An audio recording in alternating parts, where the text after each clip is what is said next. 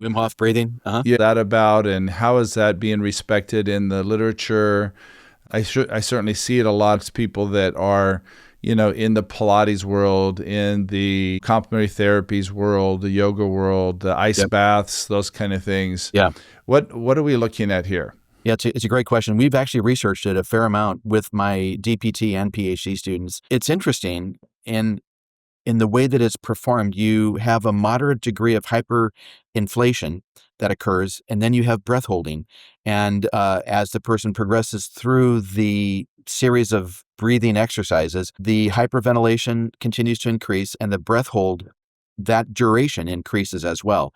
So what you're essentially trying to elicit would be more of a hypoxic environment, in which we know if it's intermittent hypoxia, there are so many benefits to that. There are actually people who provide individuals with masks, and they provide a lower level of oxygen. Room air has 21% oxygen, and they might give the person 12 to 15% oxygen, 1 minute on, 1 minute off. And we know that that can elicit greater breathing strength and endurance, because there's that hypoxic period that the respiratory Trying center to make up. Yeah. Exactly. Yeah. But it also seems to elicit more of what we've observed is an improvement in the autonomic nervous system. And the other factors that seem to improve would be, there's an improvement very likely in brain-derived neurotrophic factor, BDNF, as well as vascular endothelial growth factor, which is abbreviated as VEGF.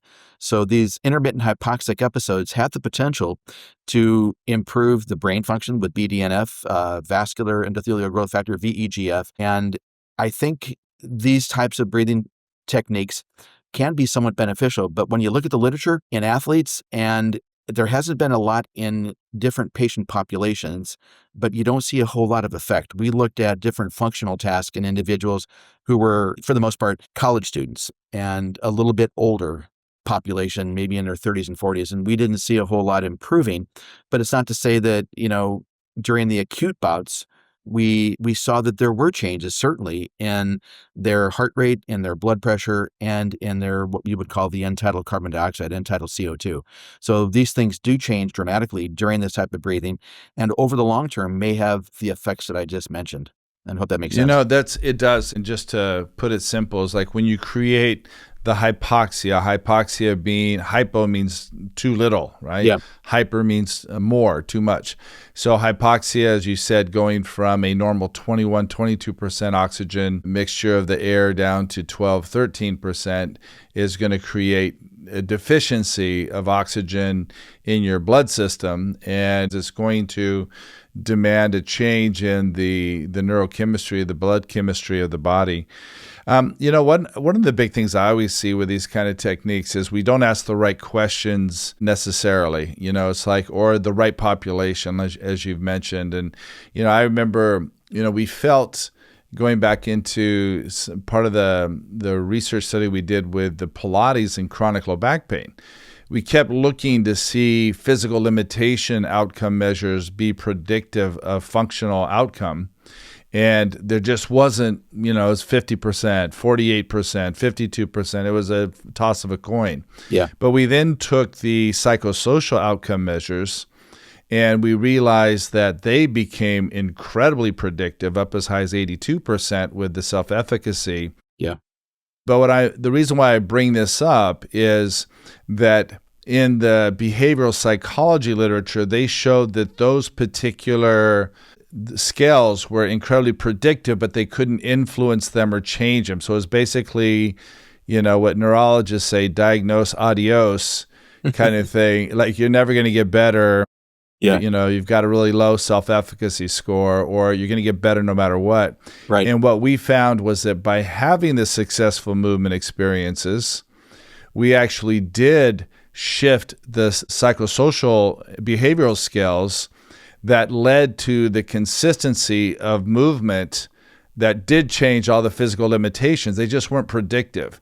I understand. So I think as physical therapists and trainers, we were creating the changes if we had a way of creating these positive movement experiences. Yeah.